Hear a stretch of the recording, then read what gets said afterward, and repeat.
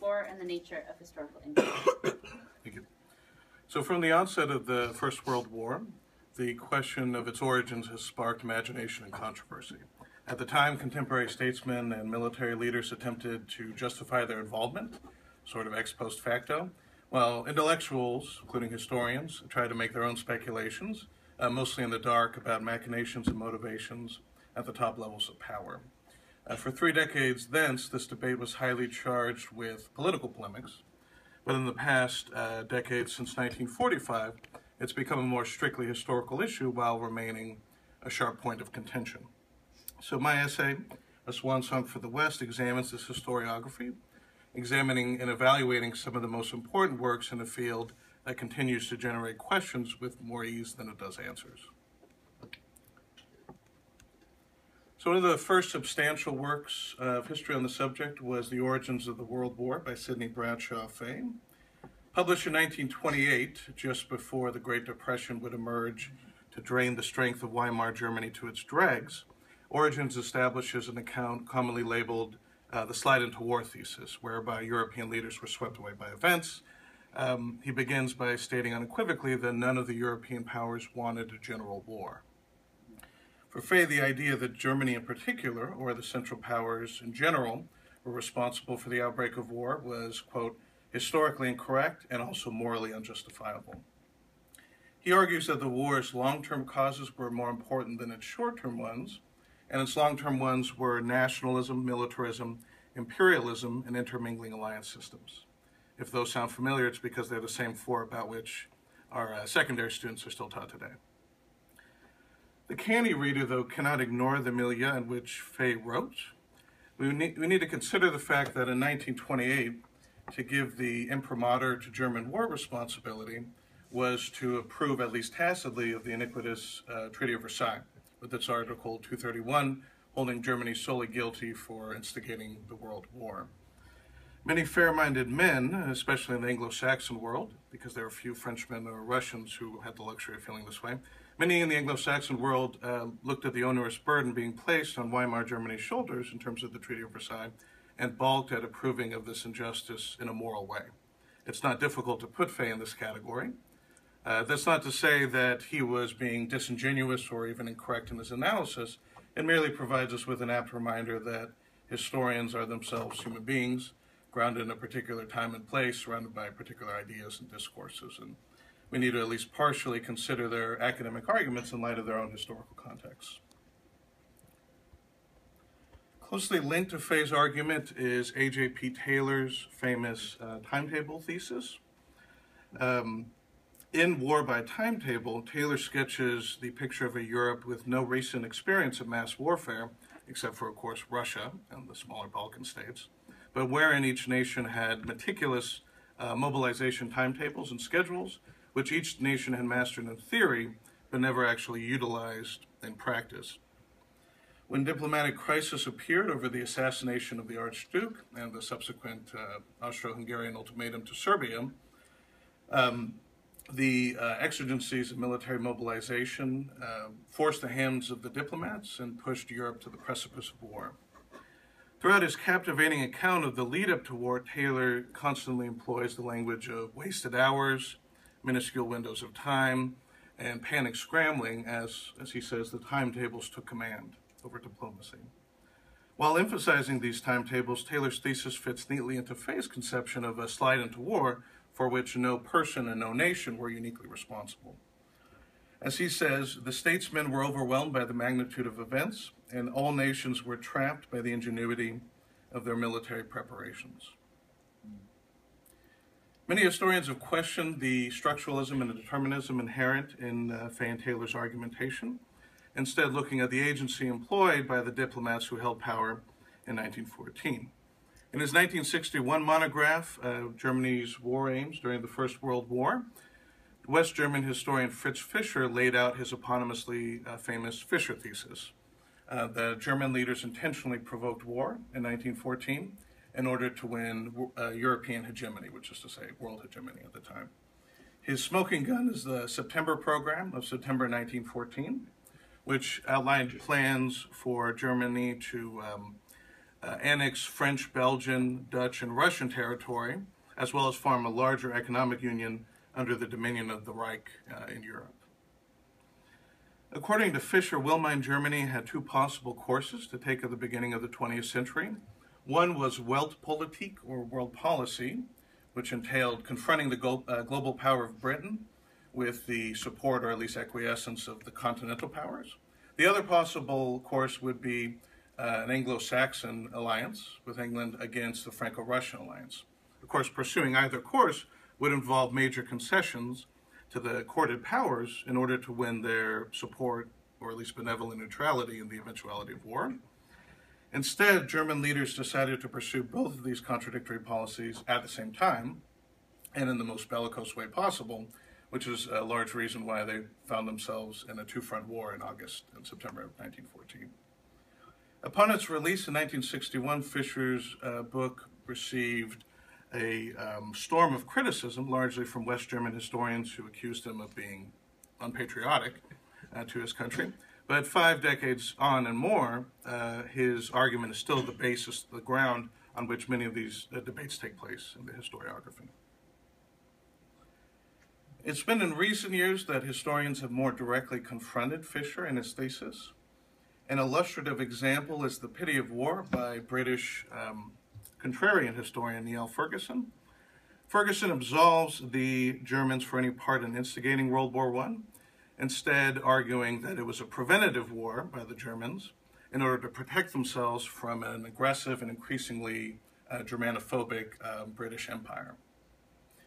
Far from being unwillingly driven into entente with France and Russia by German naval scheming and colonial machinations, as other historians have argued, Britain actively sought to encircle Germany because of hatred for her political system and fear of her capitalistic competition. This happens to be the exact same argument made at the time in 1914 by Admiral Tirpitz of the German Navy. In the July crisis in particular, Ferguson examines the British reluctance to make their intentions clear during that crisis. Now, the conventional wisdom is that British leaders were tight-lipped during the July crisis because of uncertainty about being able to rally parliamentary support for intervention in the war. But here instead, Ferguson sees the British being perfidious. British leaders provoked the Germans, sort of egged them on, by not making their intentions clear and thereby providing themselves with a perfect excuse to destroy the German Empire, which was their real goal all along, according to Ferguson. Alongside Ferguson's revision, we have the Russian origins of the First World War by Sean McMeekin. Sean McMeekin sets war responsibility firmly at the feet of the Romanov Empire. To begin with, McMeekin contests the popular image and the popular memory that we have of World War I as largely fought in the fields of France and the forests of Poland, instead focusing on the Turkish front, a front that's usually remembered only for the Battle of Gallipoli, if that.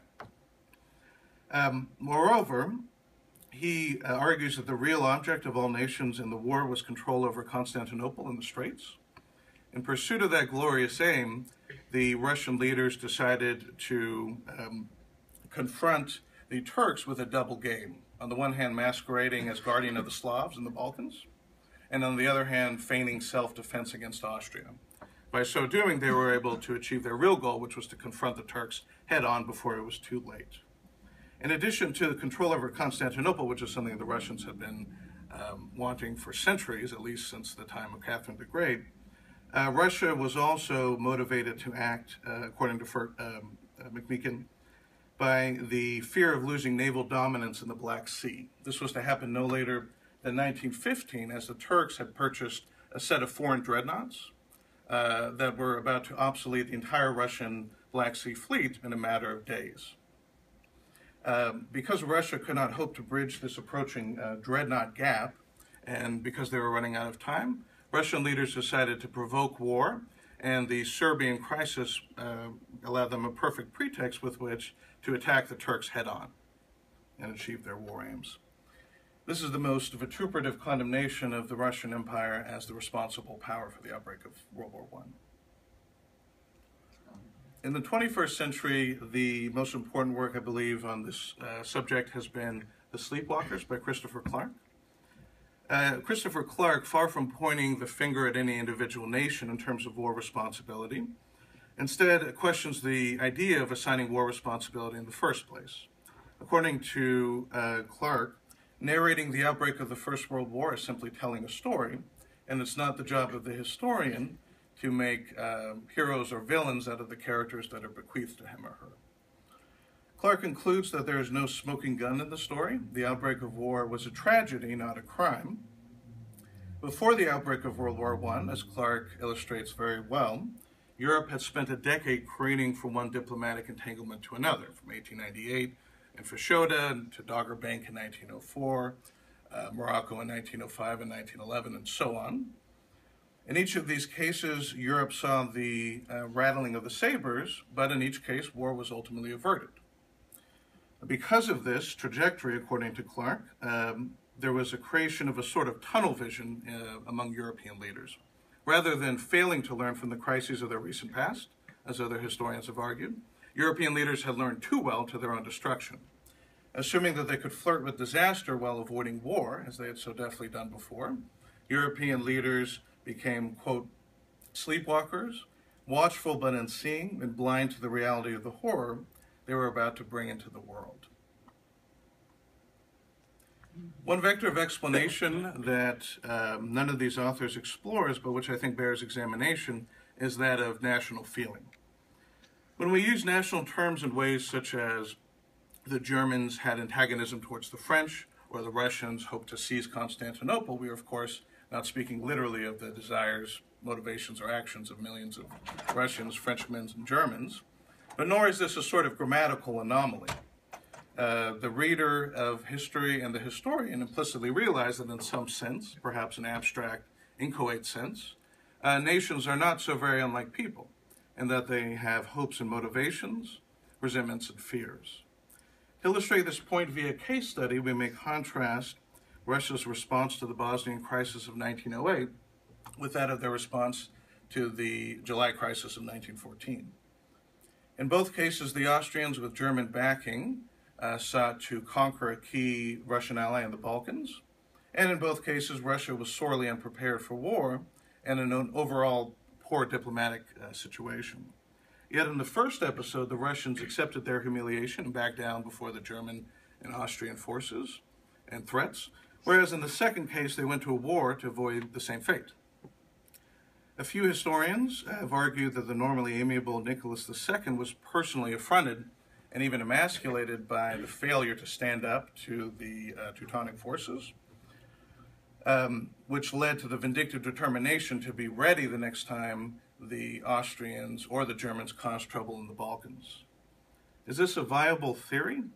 I think it would be a mistake to dismiss the role of national psychology, if we can label it such, in influencing diplomatic action and diplomatic decisions, whether in the past or in the present. This is especially true in case of nations led by personal despotism, such as the Romanov dynasty, of course. And in this case, there's much reason to believe that the experience of 1908 stiffened Russia's resolve not to back down before Wilhelm and the emperor once again. Other examples abound, from the constant blustering of the Germans or the perpetual aloofness of the British, that demonstrate, I think, the link between national psychology and diplomatic action, whether in the present or in the past. Moreover, in an age that was dominated by Freud, the irrationality of the individual became ever more present in the irrationality of the nation. Freud himself wrote during World War I that nations still obey their immediate passions far more readily than they do their interests, as the former serve as rationalizations for the latter, or the latter serve as rationalizations for the former. Well, lamentably unexplored by many historians, I think the role of national psychology, if we can label it such, is terra incognita, whose exploration has much to tell us about the outbreak of World War I. Here we return to the balance between structure and agency. Indubitably, there's much to be said for the idea, espoused by those such as Fay and Taylor, that long-term structural trends contributed to the outbreak of war in 1914. But I believe that none of these structural explanations or theses, no matter how well they explain the likelihood, or you can even say inevitability, of a general European war breaking out sometime in the early 20th century. None of these structuralist theses can adequately account for why the war broke out when it did, rather than 1898, 1904, 1905, etc., and how it did in the alignment system that it did. The only way to account for those two questions is to look very closely at the decisions of the handful of men in Berlin, Vienna, St. Petersburg, Paris, and London who had it in their power to avert war or to risk it. For a variety of reasons, noble, sometimes misguided, sometimes wicked, all of these statesmen decided to do the latter. And by so doing, they unleashed what Fritz Stern rightly called the first calamity of the 20th century and the calamity from which all the other calamities sprang. Thank you.